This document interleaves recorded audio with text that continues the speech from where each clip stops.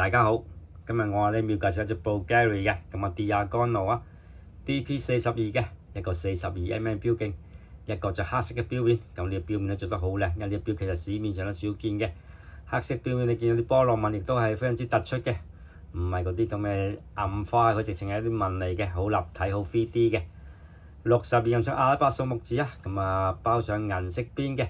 咁啊，Bulgari 個字喺12點下面 automatic 啦，咁啲字係零零細細，好似就好立體嘅。咁當然有日曆㗎，日曆就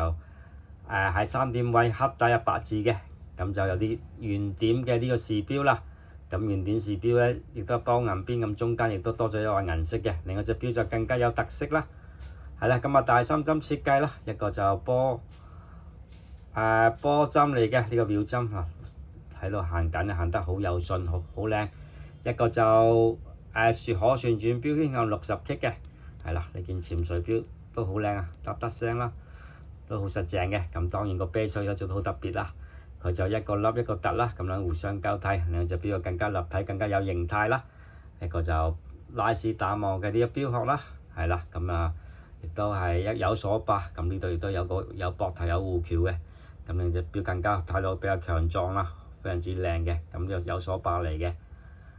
係啦，咁亦都係一條竹節帶啊，呢條竹節帶都好出名，不過呢頭後期少少做得比較厚啲嘅，同埋相對比較實淨啦，因為呢件好厚嘅，咁中間就拋光打磨，側邊拉絲打磨互相交替啦，由呢個闊慢慢收落嚟窄少少嘅，一個就蝴蝶扣啦 ，Bulgari 嘅品牌字啦，咁樣拋落就 OK 㗎啦，撳掣就開啦，係啦，物底設計，咁後面亦都好似波浪紋咁樣啊。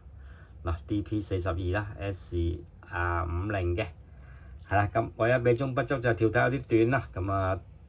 中意大標嘅朋友啱啦，咁就手腕當然要比較細少少啦，我就叫做啱啱好啦，你見我上手啦，嗱啱啱好嘅，都喐唔到㗎啦，轉唔到啦，上手其實非常之唔錯，中意大標嘅你呢隻標絕對啱你啦，同埋個質素狀態都靚嘅，有部機會大家都知道啲 condition 係比較差啦。